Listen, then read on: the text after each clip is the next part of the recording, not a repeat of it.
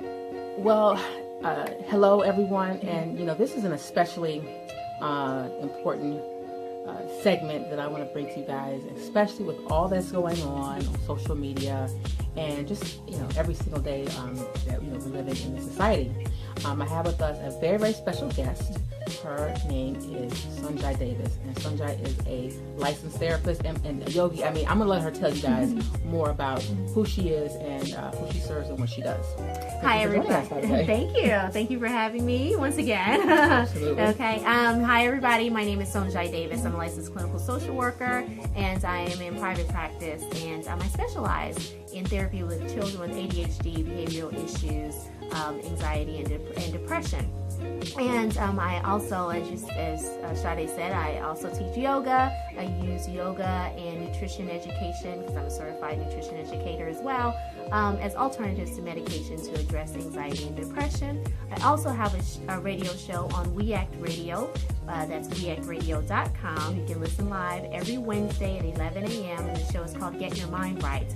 And the show is about mental and behavioral health and anything that impacts us in our ability to live in our truth, and be healthy, and just overall mentally, emotionally, and emotional wellness. And so that's what I promote. So thank you, Sade, for having me. Absolutely, and we need your expertise like no time before.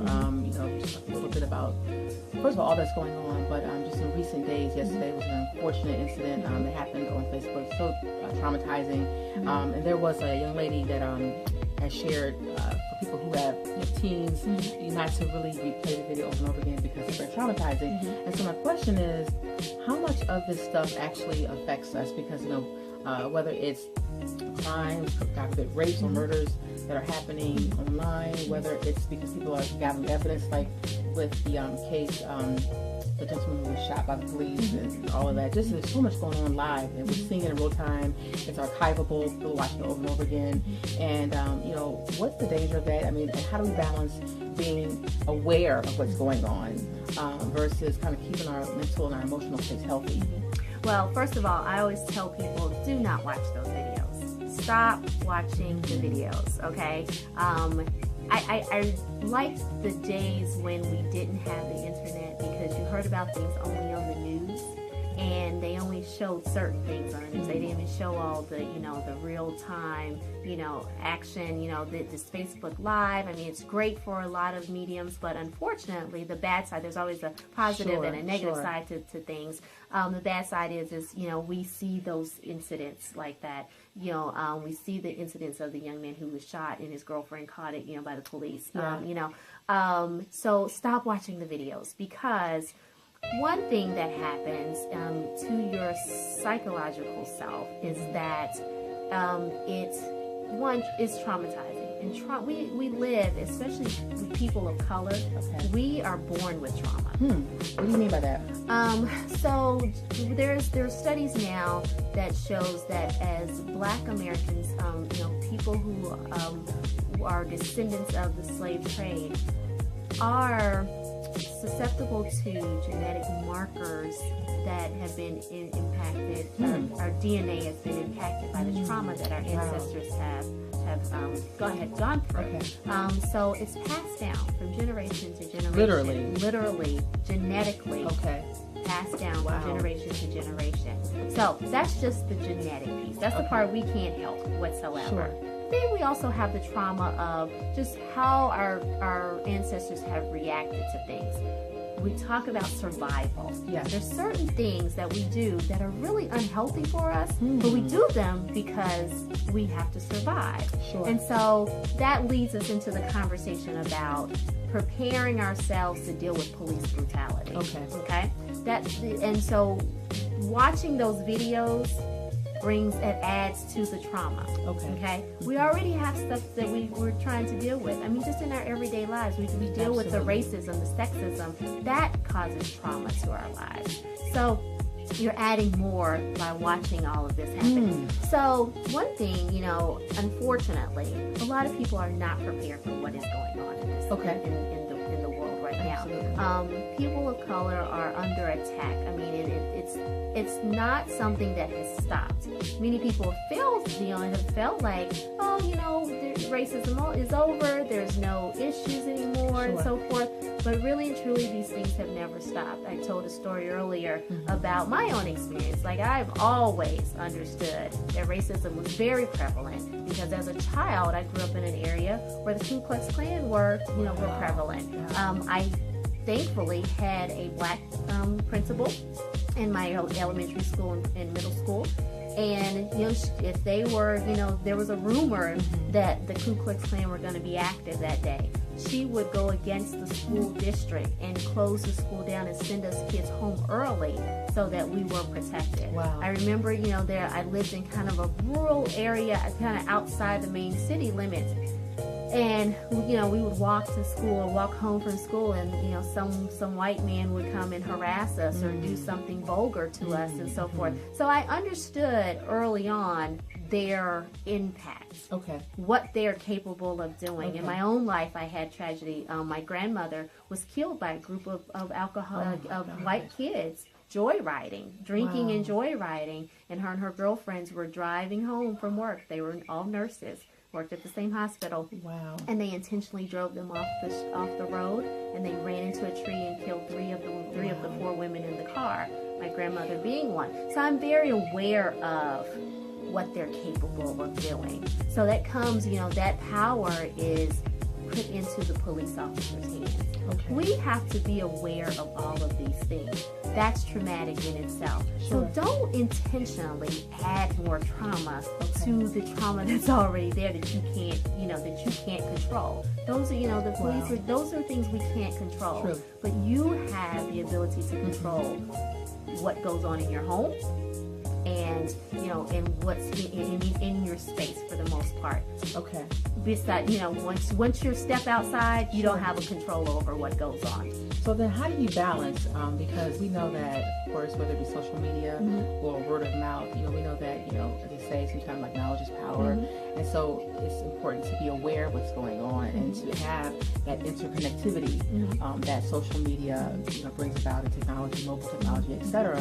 So how do you then balance between, I guess, being aware of what's going on in the world that's around you versus how much you personally should watch? Because I would imagine certain people's tolerance or capacity may be different. So I guess how does one kind of go about knowing understanding when enough is enough? Because sometimes those images are mesmerizing and stunning. I don't mean stunning in a good way, but just mesmerizing. It's like when you watch one, and of course, just in terms of technology and the algorithms, if you tend to look at something or like something, of course, Facebook and the others will populate your timeline with those kinds of things. Speaking of algorithms, I'm glad you brought that up, because when you click on one, it kind of takes note of what you watch and what you look at and so on and so forth. If you don't click on one, you don't get those. I've never looked at any of those videos, so they don't pop up on my timeline. I know what's going on because my friends are talking about it. But just like the shooting in California, the guy that just shot his estranged wife. Yes. In which, by the way, Wednesday I'll be talking about gun violence and domestic violence on my show. Wow. And I didn't see any video. I didn't see anything. I just heard about what happened. And the thing is all of these things happen so often, you can almost piece together the story. True. Bottom line is, you don't need to know the details of the story. You just need to know, okay, this guy shot his wife, and you know what, that is a domestic violence issue, and we need to really look at mental health, domestic violence, and gun violence. Wow. And the unfortunate part about that situation is, I was reading a little bit in preparation for my show, is that it's a federal law that anyone who's been involved in a domestic violence dispute cannot get a gun permit, but it's states' rights that overrides that decision. And so in some states, it doesn't matter. Wow, that's That's so unfortunate. And I think when you mention that, it makes me want to think that we need to be focused on those issues, perhaps, Correct. and, advocating and lobbying, if you will, Correct. our elected officials. Correct. So instead of watching the video and traumatizing yourself and being in awe or being scared, know what the issue is, what happened in general. Just don't delve into the details. Just understand what are the main issues. Like we said, in that situation, domestic violence, mental illness, and gun violence. Let's get to work and address those issues. Absolutely. Wow. Tell us more about your show and just kind of let us know again the time frame. When it comes on and when can we expect this show that you have coming up? Yeah. So Wednesdays at 11 a.m. Okay. React Radio, www.reactradio.com. You can listen live from 11 to 12 p.m. And you can call in. The number is 202-889-9797 if you have anything to contribute. I'm always looking for show ideas, topics. Last week I did a show about women, wives of incarcerated men. Wow. That was a very interesting show. I had someone on talking about her experience. And so this week we're going to talk about this gun violence and domestic violence. And it's so unfortunate, Sade.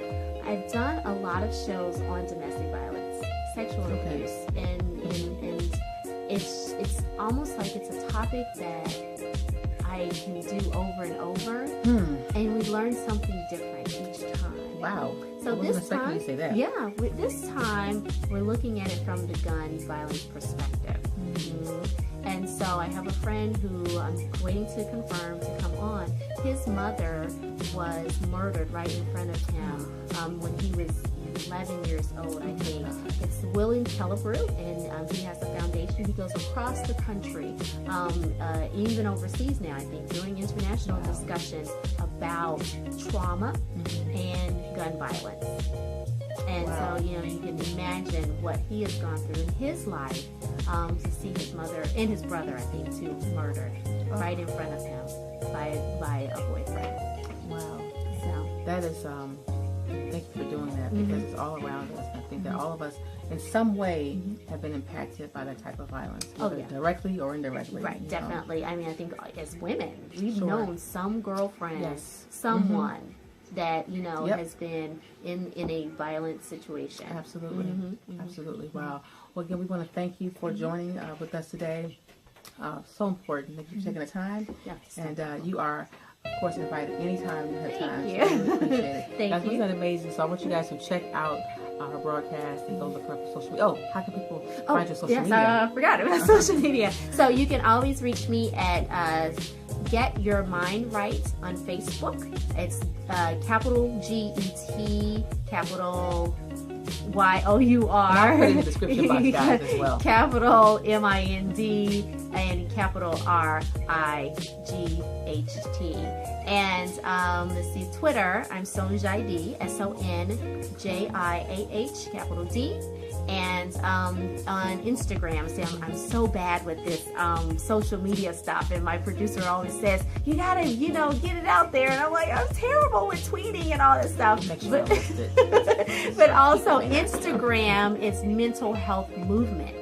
Yeah, so I'm trying to make this a movement, and get out there. And also, everyone, be aware that May is Mental Health Awareness Month, okay? So I've got a couple of things actually that I'm doing in I'm based in Southeast DC, in the Southeast community, in Congress Heights Cultural and Arts Center. I teach yoga there every Saturday at 11 a.m. Wow. So it's $5 to get. If you don't have $5 a day, that's okay. It's something I love to do for the community, and giving people in the community healing to those people who may have never even been to a yoga class. Absolutely. So we're going to do something for Mental Health Month there. I think there's going to be an exhibit, and I'm going to send you all the information, Sade, to post it, because it's just still in the works right now. But it's called Why Kanye? And it's going to be, some things it's going to surround with Kanye West. And that's, another topic that, people, instead of really embracing him and understanding why why he's acting the way he's acting. And I've been saying since day one when his mother died, he's been in a perpetual state of grievance. Wow. And so he is acting, that's not the kind of way Kanye I used to love. That's right. But you have to understand why is he acting that way. He is definitely in grieving. And so this exhibit is going to be about Kanye and his journey with mental health and mental illness because of his grief. And so we're going to do a little things around that. And so I'm going to set up shop, and we're going to have a pop-up taste of therapy. Wow. So people can come in and just come and sit down with me and just say, hey, this is what I'm dealing with. We may be able to, kind of do some short sessions there, but you're going to be able to refer you to long-term care. Wow. That's powerful and so needed in our community. It's like, sometimes we it's like the walking wounded. We go around and attribute like these things to this is how I am, but it's not really working for us. Yes, right.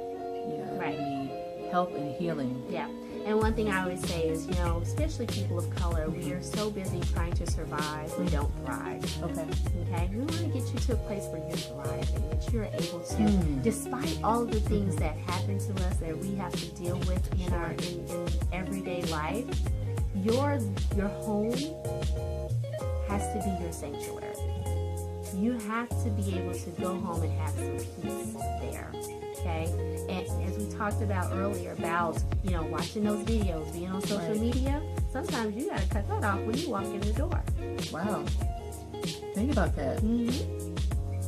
So, I hope that, you guys can join us for yoga maybe on Saturday, or, call me on, on the show, give me some advice, or, and, just share your story, and hopefully we'll, get the Why Kanye, thing going. Oh man, and awesome. We'll be able to reach some more people. And guys, hopefully we'll bring you more about that Kanye as well. Yeah. So just stay tuned here on the G.U.M Network. Again, thank you all for viewing, and see you guys on the flip side. Bye.